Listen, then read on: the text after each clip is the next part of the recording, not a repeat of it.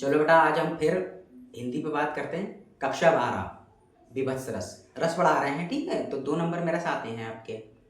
और हमने पिछली बार भी बताया जो काव्य सौंदर्य है, काव्य सौंदर्य के तत्व, तो इसमें से रस छंद अलंकार आते हैं। तो बेटा कुछ अलंकार भी बता चुके हैं हम आपको, कुछ छंद भी बता चुके हैं, और आप अब रस पे फोकस कर रहे हैं, ठीक है। पीने वाला रस नहीं है ये बेटा, सब्जेक्ट में है आपके रस, हास रस, करुण रस, ठीक है। वीर रस, इस रसों की बात हो रही है कि पीने वाला गन्ने के जूस के रस की बात मत कर लेना।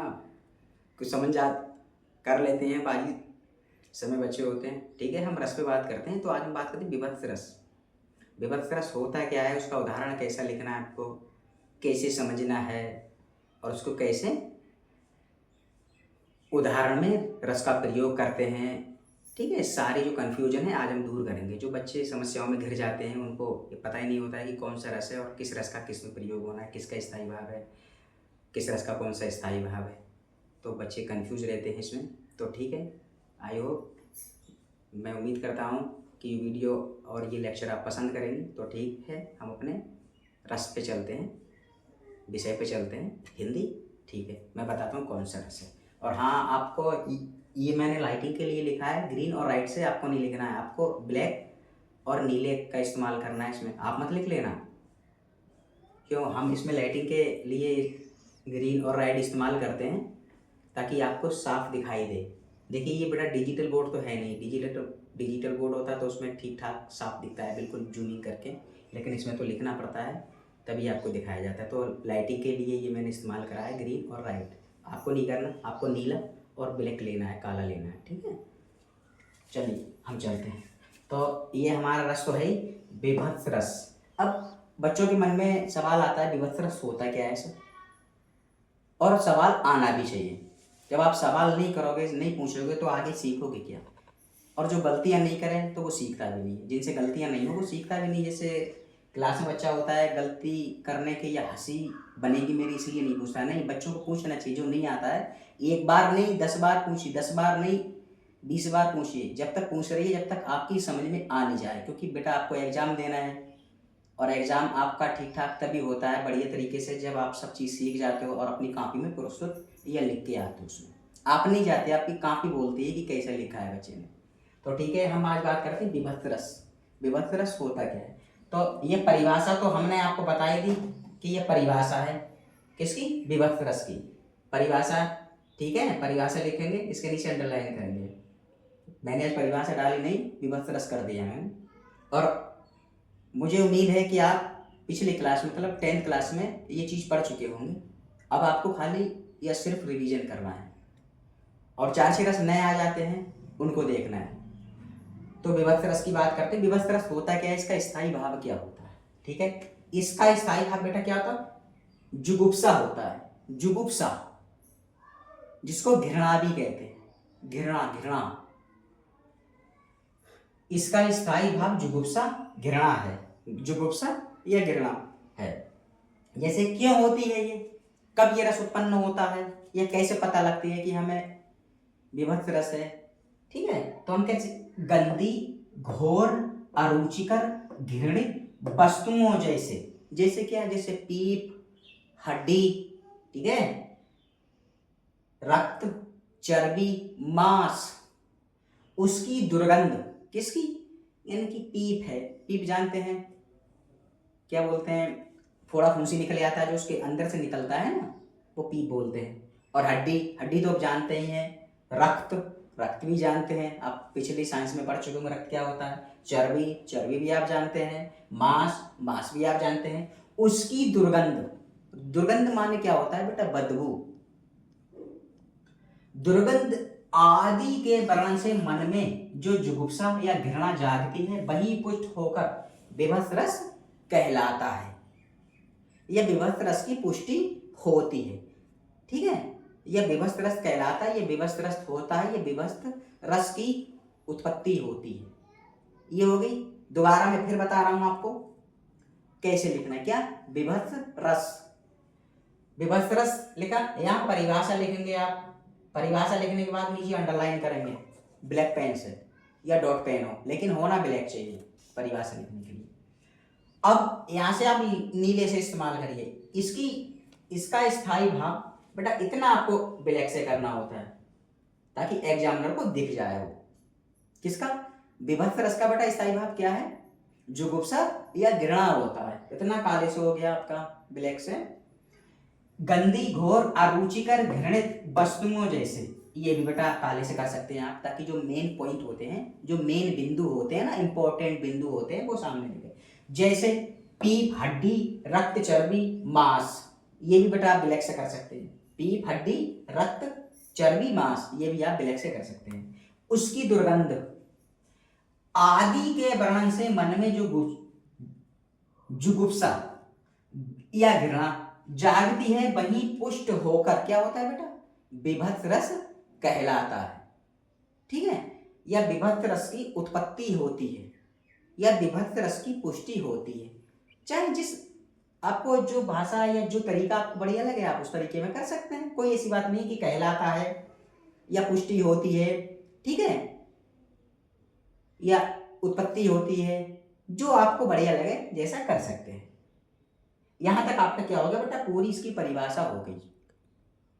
अब हम इसके उदाहरण पे आते हैं। उदाहरण कैसे छांटना है कि भाई सर ने बता तो दिया क्या बोलते हैं, रस क्या होता है, विभत्स रस क्या होता है, लेकिन उसकी उत्पत्ति नहीं बताई कि सर में क्या होती है।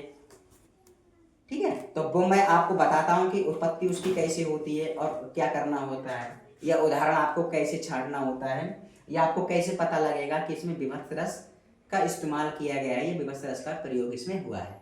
ठीक है, कभी कभी मैं बता रहा हूँ रियल केस ये होता है कि कभी कभी ये होता है परिभाषा थोड़ी कम समझ में आती है,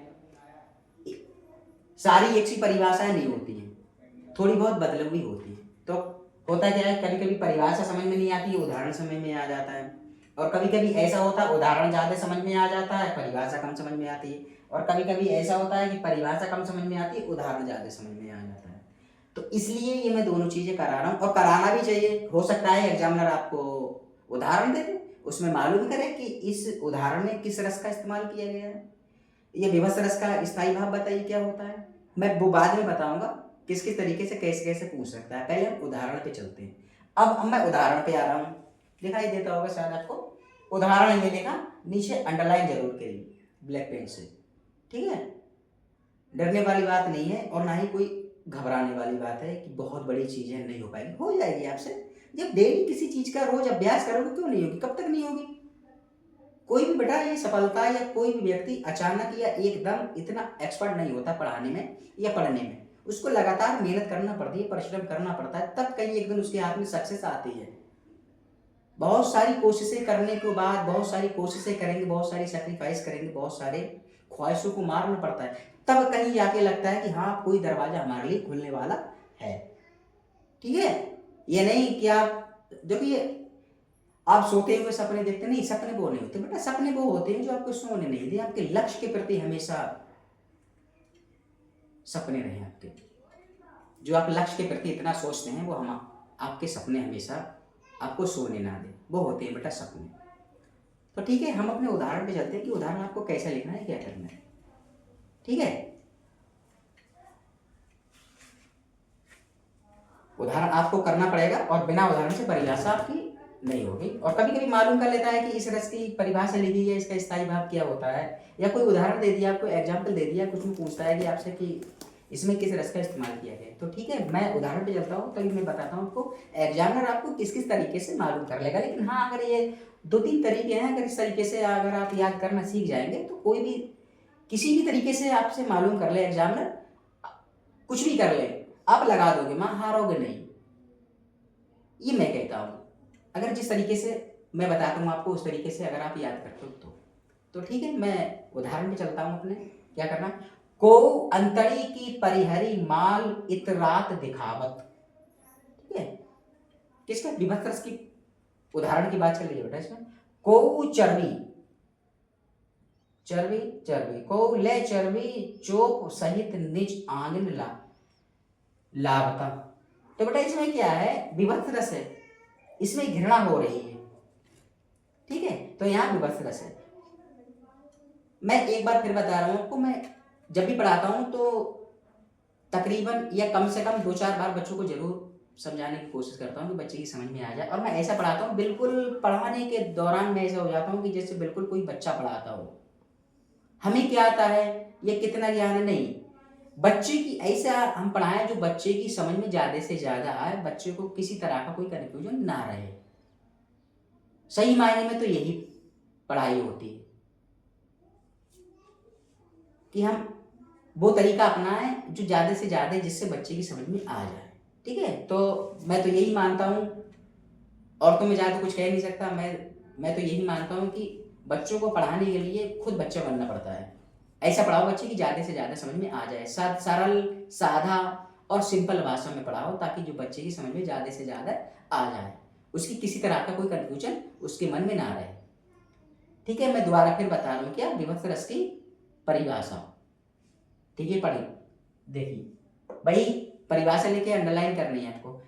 इसका स्थायी भाग क्या होता है, जुगुप्सा होता है बेटा, जिसको घृणा कहते हैं, घृणा भी कहते हैं। ठीक है, जुगुप्सा कह लो या घृणा कह लो, जुगुप्सा भी कह सकते हैं, घृणा भी कह सकते हैं। ठीक है, घृणा तो एक सिंपल साधारण भाषा है जिसको आप समझ सकते हैं। घृणा है गंदी, घोर, अरुचिकर, घृणित वस्तुओं जैसे पीप, हड्डी, रक्त, चर्बी, मांस, उसकी दुर्गंध आदि के वर्णन से मन में जो जुगुप्सा या घृणा जागती है, वही पुष्ट होगा क्या होता है बेटा, विभक्त रस कहलाता है, या पुष्टि होती है। इतनी बात क्लियर हो गई। अब इसके उदाहरण पे चलते हैं।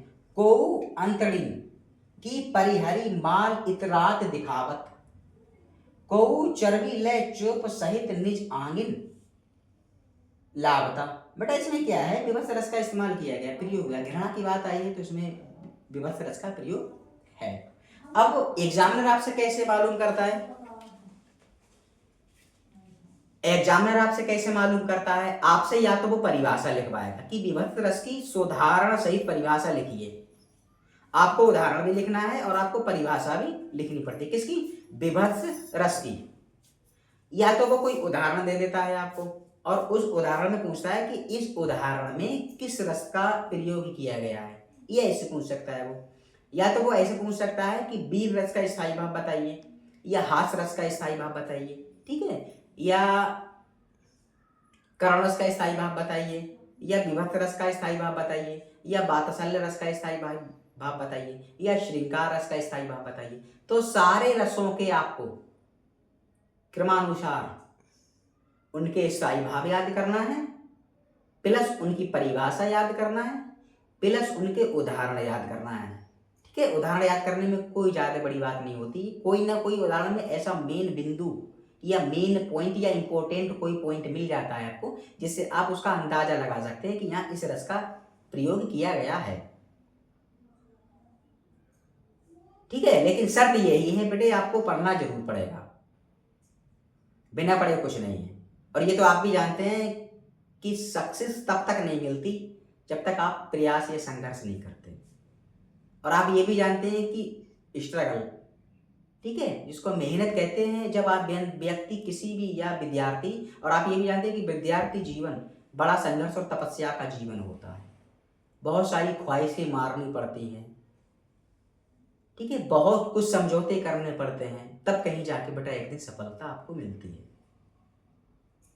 तो आप ये भी जानते हैं कि जब कोई भी व्यक्ति मेहनत करता है ना, तो वो तनहा अकेला होता है, बिल्कुल तनहा अकेला होता है, कोई नहीं होता।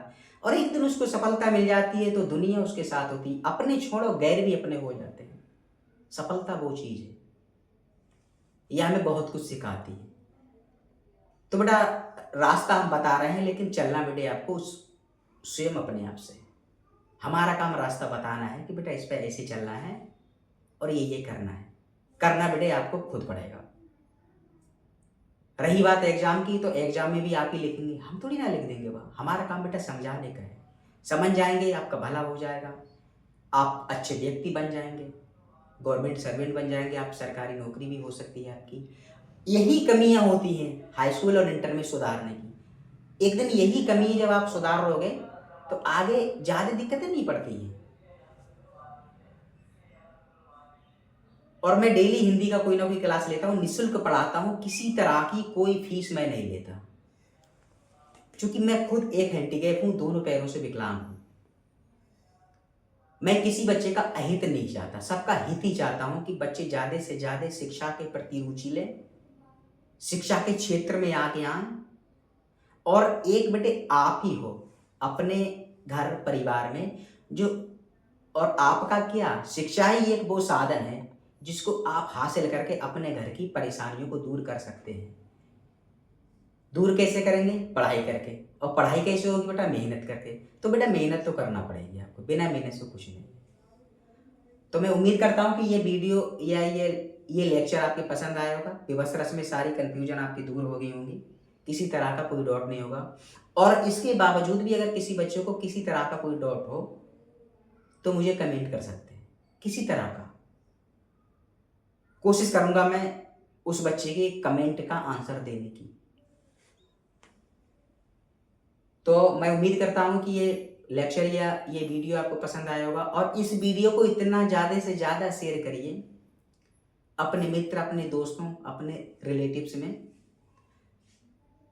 कि हर वह व्यक्ति जो आने जाने में मतलब हैंडीकैप है, किसी तरह की कोई दिक्कत है उसको आने जाने में, तो ये वीडियो हर व्यक्ति के पास पहुंच जाए, हर व्यक्ति इसको पढ़ सके, मतलब विद्यार्थी पढ़ सके इसको, किसी तरह की कोई दिक्कत ना हो।